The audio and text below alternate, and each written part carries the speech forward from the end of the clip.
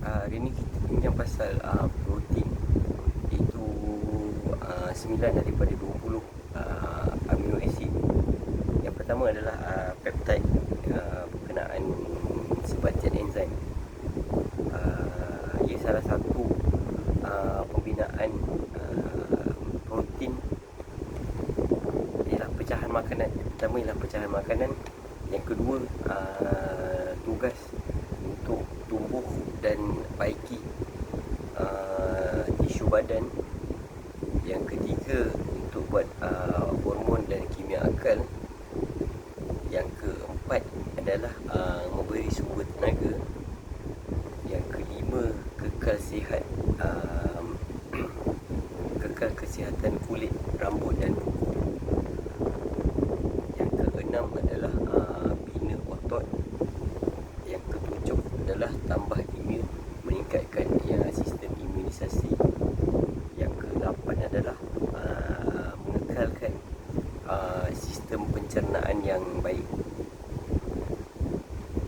So peptides adalah berupaya menumpukan fungsi biologi spesifik dengan memberikan signal ataupun penanda pada kulit untuk memproduksi kolagen, memperbaiki struktur kulit. So peptide yang pertama adalah acetyl hexapeptide H8 Arginine, atau nama lain dia kita tahu ialah Botox lah. Botox dalam bekas kaca tu, dia satu suntikan untuk menenangkan otot wajah dan menyamarkan kedutan serta garis ekspresi. Biasa muka kita kan berkedut-kedut. So kalau kita bubur Botox tu, serum yang hampir seakan sama dengan acetyl hexapeptide, dia hilang dah dia punya wrinkle, apa tu, bintik-bintik dot kan. Okay, yang kedua adalah palmitol tripeptide dan palmitol tetrapeptide sering digunakan bersama formulasi matrixyl 3000 untuk merangsang produksi kolagen dan memperbaiki kekencangan kulit. Maksudnya kan kita punya kulit ni kan macam kasar-kasar. So palmitol tripeptide dengan palmitol tetrapeptide ialah untuk rangsangan kolagen dengan baiki permukaan kulit tu lah. Okay. Yang ketiga ialah copper peptide, iaitu sejenis satu pengangkut peptide yang sangat poten, iaitu kebal lah, sangat kebal untuk menyembuh luka, meningkatkan produksi kolagen dan kurangkan peradangan.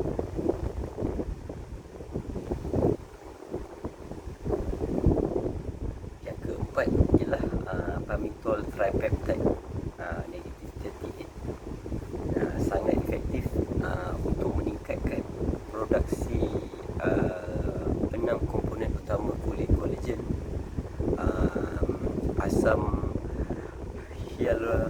hyaluronat serta memberikan efek plumping, iaitu mengisi pada kerutan. So kalau kita pakai macam serum ke ataupun cecair ke yang boleh bagi macam nampak gebu-gebu sikit kan, itu adalah palmitol tripeptide 38. So yang kelima adalah hexapeptide negatif 2, berfungsi untuk mengatur produksi melamin,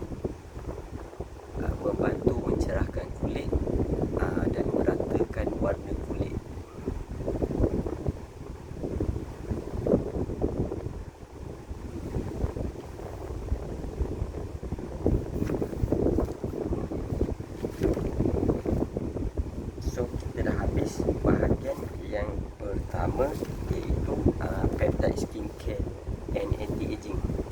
Macam tadi yang saya cakap tu, dia efektif menumbuhkan fungsi biologi spesifik baik untuk kesihatan kulit, skincare, pertumbuhan otot maupun kesihatan tubuh.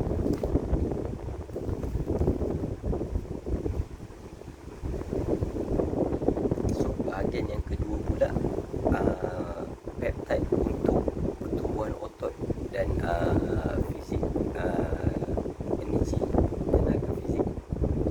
So kedua ni hampir sama dengan yang nombor satu tadi, yang pasal botox tu. Suntikan injection di bawah selai medis untuk tingkat hormon pertumbuhan, perbaiki otot. So yang pertama ialah nama enzim tu BPC 157. Kemampuan, kekuatan penyembuhan untuk cedera otot, tendon, dan kesihatan usus. Maksudnya kat sini tugas dia untuk membaiki tisu lembut seperti tendon, ligamen, otot yang cedera. Dia merujuk kepada body protection compound, BPC. So yang kedua adalah CJC 1295 dengan ipamorelin, iaitu kombinasi sintesis umum menstimulasi hormon pertumbuhan, meningkatkan berat otot dan meningkatkan membakar lemak serta meningkatkan kualiti tidur.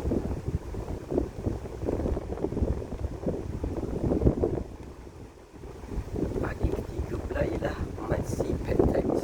Maxi peptides yang bermaksud peptide yang dihasilkan oleh mitokondria, berpotensi meningkatkan tenaga fizik, efisien energi dan pertumbuhan otot serta mengurangkan miostatin.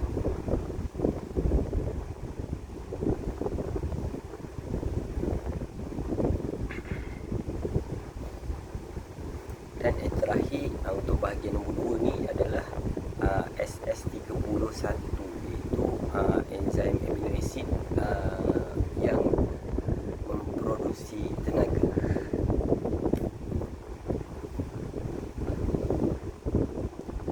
Kita beralih pula kepada bahagian yang ketiga, iaitu longevity peptide, iaitu kelangsungan asid protein ini sendiri, membawa kepada kesihatan umum dan umur panjang. Dua contoh ialah sermorelin, bertugas untuk merangsang kelenjar pituitari untuk memproduksi lebih banyak hormon pertumbuhan alami, membantu anti penuaan dan energi. Yang kedua adalah epitelon. Epitelon ialah memanjangkan telomere, iaitu bahagian hujung DNA, dan proses penuaan sel.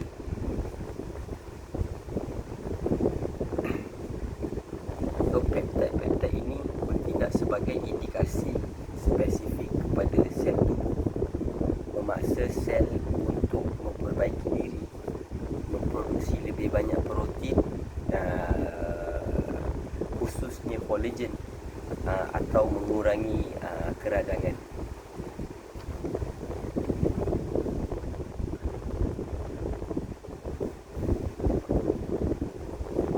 So dua peptide yang utama yang biasa kita tahu ialah keratin peptide, iaitu kalau korang perasan, korang beli protein tu dia tulis keratin kan. Apa benda keratin ni kalau tak faham kan.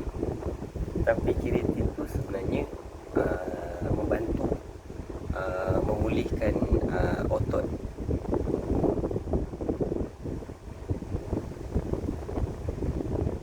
So yang kedua adalah berkaitan dengan collagen peptide. Collagen peptide ni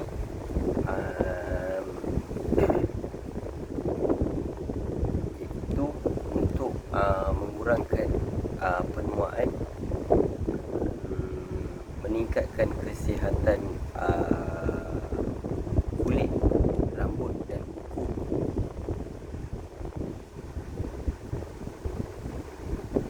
So contoh adalah macam tadi saya cerita tu ialah si untuk letak dekat kulit kepala ialah serum.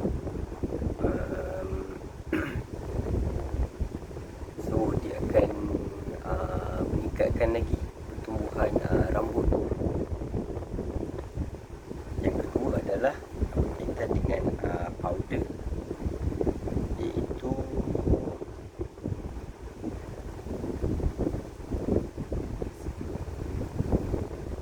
nama dia P-Seal kalau tak silap, powder. Dengan satu lagi ialah follitin.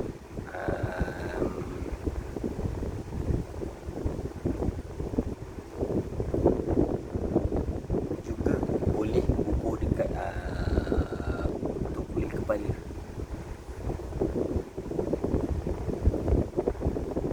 So satu asid amino yang bahaya ialah contohnya growth hormone secretagogues, itu GHS.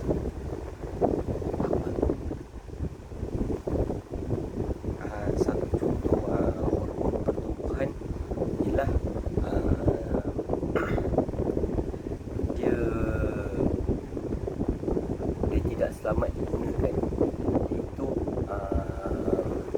meningkatkan insulin dan halangan untuk memproduksi insulin dan meningkatkan kadar gula dalam badan, kadar gula darah dalam badan. So yang last dulu kan kita pernah dengar satu kes anti doping yang waktu guna hormon berlebihan, so dia tak boleh nak attend sukan dia lah.